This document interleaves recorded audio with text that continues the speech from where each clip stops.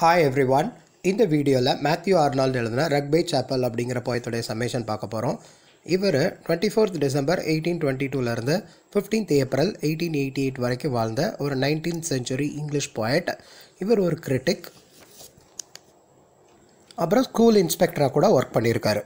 ரக்பே Chappell அப்படிங்கிற இந்த poem new poems அப்படிங்கிற கலெக்ஷனில் 1867 பப்ளிஷ் ஆகிருக்கு. இது வந்து ஒரு எலிஜி. மேத்யூ ஆர்னால்டோடைய அப்பா தாமஸ் ஆர்னால்டு, இவர் head master of Rugby public school. இவர் இறந்ததை நினச்சி இந்த போயமை எழுதியிருக்காரு. இதில் அப்பாவுடைய வேர்ச்சுஸ், நல்ல குவாலிட்டிஸ் எல்லாத்தையுமே ஹைலைட் பண்ணி நரேட் பண்ணியிருக்காரு. கோல்லி சேட்லி டெசன்ஸ் த ஆட்டம் ஈவினிங் அப்படின்னு இந்த போயம் ஸ்டார்ட் ஆகுது. இந்த போயத்தோடைய செட்டிங் ஆட்டம் சீசனில் ஒரு ஈவினிங் டைம் ரொம்ப கோல்டாகவும் சைலண்ட்டாகவும் இருக்கிறதா மேத்யூ ஆர்னால்டு சொல்கிறாரு.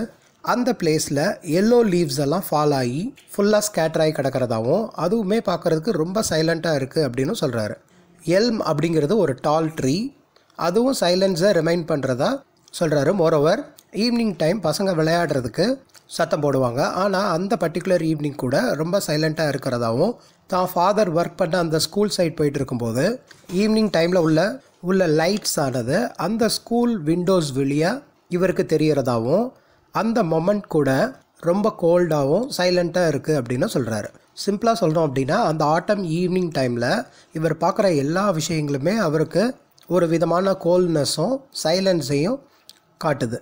அந்த டார்க்னஸ் அந்த சாப்பலில் உள்ள வால்ஸ்லேயும் ரெஃப்ளெக்ட் ஆகிறதா சொல்கிறாரு. மோரோவர் அந்த ஸ்கூல் பக்கத்தில் உள்ள சாப்பலில் தான் தன்னுடைய ஃபாதரான தாமஸ் ஆர்னால்டுடைய கிரேவ் இருக்குது அப்படின்னு சொல்கிறாரு. அந்த கிரேவ் பார்க்குறதுக்கு ரொம்ப க்ளூமியாகவும், அதை பார்க்கும்போது தன் ஃபாதருடைய மெமரிஸ் எல்லாம் இவருக்கு வர்றதாகவும் சொல்கிறாரு.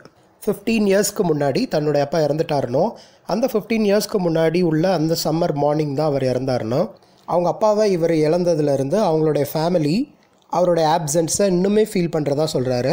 மேத்யூ ஆர்னால்டுடைய கான்செப்ட் படி டார்க் மந்த் அப்படிங்கிறது நவம்பரை ரெஃபர் பண்ணோம். அவங்க அப்பா உயிரோடு இருக்கும்போது அந்த டார்க் மந்தான நவம்பர் கூட ரொம்ப ஷியர்ஃபுல்லாகவும் கிளியராகவும் இவருக்கு தெரிஞ்சதாகவும் பிரைட்டாகவும் இருந்துச்சுன்னோ, இப்போ அதுவுமே இவரை பொறுத்தளவில் ரொம்ப டார்க்காக இருக்குது அப்படின்னு சொல்கிறாரு. மேத்யூ ஆர்னால்டு அவங்களுடைய அப்பாவை ஓ ஸ்ட்ராங் சோல் அப்படின்னு அட்ரஸ் பண்ணுறாரு. அப்பாவுடைய உடல் இந்த உலகத்தை விட்டு போயிருந்தாலும் அவருடைய சோலானது லேபர் ஹவுஸில் கண்டிப்பாக ஆக்டிவாகவும் ரொம்ப ஷைனாகவும் இருக்கும் அப்படின்னு சொல்கிறாரு. இதுலேருந்து என்ன தெரிய வருது அப்படின்னா, மேத்யூ ஆர்னால்டுடைய ஃபாதர் ஒரு ஆக்டிவ் பர்சன். இப்போ ஆர்னால்டு அவங்க அப்பாவுடைய பவரை ஓக் ட்ரீயோடைய கம்பேர் பண்ணுறாரு. மேத்யூ ஆர்னால்டு ரெஸ்ட் எடுக்கணும் அப்படின்னு ஃபீல் பண்ணி ஓக் ட்ரீயோடைய பிரான்ச்சஸ் கடியில், அதாவது ஓக் ட்ரீ கடியில் ரெஸ்ட் எடுத்துக்கிட்டு இருக்கும்போது அவரை சன்ஷைனில் இருந்தோ அல்லது ரெயினில் இருந்தோ ப்ரொடெக்ட் பண்ணுறது அந்த ஓக் ட்ரீ தான். அதுபோல் தான் லைஃப்பில் அவங்க அப்பா இவருக்கு ஒரு ஷெல்டர் மாதிரி இருந்ததாகவும், இப்போ அந்த ஷெல்டர் 15 இயர்ஸாக அவர்கிட்ட இல்லை அப்படின்னு சொல்லி ஃபீல் பண்ணுறாரு. அவங்க அப்பா ஒரு ஆக்டிவ் பர்சனாலிட்டி அப்படின்னு சொன்னது மூலயமா அவர் மட்டும் கிடையாது, அவரை கிட்ட ஹெல்ப் கேட்டு வர்றவங்களையும் அவர் ரொம்ப மோட்டிவேட் பண்ணுவார்னு சொல்கிறாங்க. இப்போ போய்ட் அவங்க ஃபாதரை ட்ரம்பட் கூட கம்பேர் பண்ணுறாங்க. ட்ரம்பட்டுடைய சவுண்டு எப்படி எல்லாரையும் அலர்ட் பண்ணுமோ, அதுபோல் இவருடைய மோட்டிவேஷ்னல் வேர்ட்ஸ் எது குட் டெசிஷன் எது பேட் டெசிஷன் அப்படின்னு எடுக்க தெரியாமல் ஹாஃப் ஓப்பன் ஐஸோடு இருக்கிறவங்களுக்கு ஒரு கரெக்டான ஆன்சர் கொடுக்கும் அப்படின்னு சொல்கிறாரு. இப்போ மேத்யூ ஆர்னால்டு ஃபிலாசபிக்கலாக நிறைய கான்செப்ட் சொல்கிறாரு. ஹியூமன் பீயிங்ஸில் நிறைய கேட்டகரிஸ் இருக்கிறதாவும், அதில் ஒரு சிலர் லைஃப் லாங்காக காமன் ஆக்டிவிட்டீஸ் பண்ணி இறப்பாங்கன்னு சொல்கிறாங்க. அந்த ஒரு சிலர் சாப்பிட்றது, ட்ரிங்க் பண்ணுறது, அப்புறம் சேட்டர் பண்ணுறது, லவ் பண்ணுறது, வெறுக்கிறது, கேதர் பண்ணுறது, வளருவாங்களே தவிர வாழ்க்கையில் எதையும் அச்சீவ் பண்ண மாட்டாங்க அப்படின்னு சொல்கிறாரு. இது இல்லாமல் சிலர் எந்த ஒரு கோலுமே இல்லாமல் சுற்றி தெரிவாங்கன்னோ, அவங்களுடைய ஆக்டிவிட்டீஸை ஓஷனுக்கு நடுவில் உள்ள வேவ்ஸ் கூட கம்பேர் பண்ணுறாங்க. ஏன்னா அவங்களுடைய லைஃப் ஆனது மூன்லைட் மாதிரியே இருக்கணும், வெளிச்சத்துக்கு வராதுன்னோ, middle of the ocean waves அப்படின்னா அப்படியே சைலண்ட்டாக இருந்துட்டு அவங்கள பற்றி யாருமே நினைக்க மாட்டாங்கன்னோ, அப்படியே வாழ்ந்துட்டு போயிடுவாங்க. அதாவது ஒரு டஸ்ட் மாதிரி அவங்களோட லைஃப் முடிஞ்சிரும் அப்படின்னு சொல்கிறாரு. இது போல் உள்ள மக்கள் தங்களுடைய கோலை அச்சீவே பண்ண மாட்டாங்க அப்படின்னு சொல்கிறாரு. இப்போது அடுத்த கேட்டகரி பீப்புள் பற்றி சொல்கிறாரு.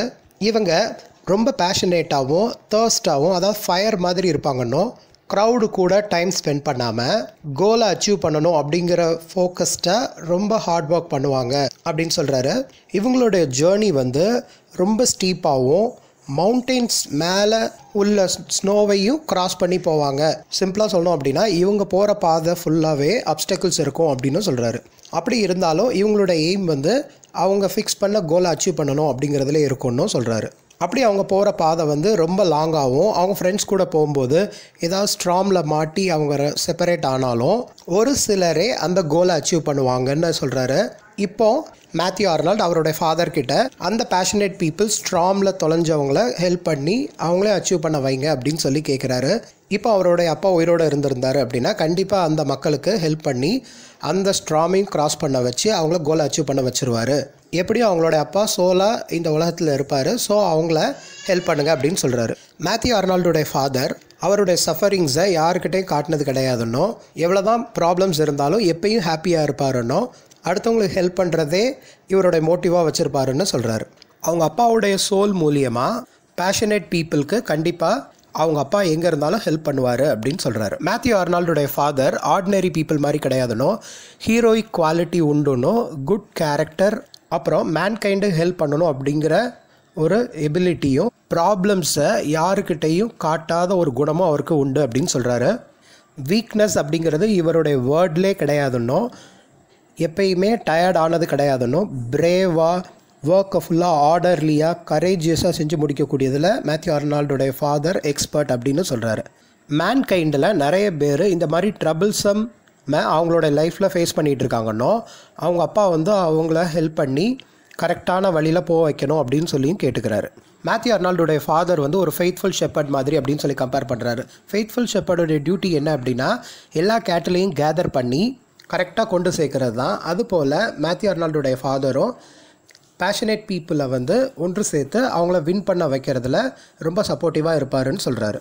இவருடைய அப்பா எப்பயுமே டயர்ட் ஆனதாவோ அல்லது சேட் ஆனதாவோ கிவ் அப் ஆட்டிடியூட் இவர் கிடையவே கிடையாதுன்னோ, ரொம்ப எனர்ஜெட்டிக்காகவும் ஒரு ஜேர்னியை கம்ப்ளீட் பண்ணுறதுக்கு ஹெல்ப் பண்ணுற குவாலிட்டி இவருக்கு இருக்கிறதாகவும் சொல்கிறாரு.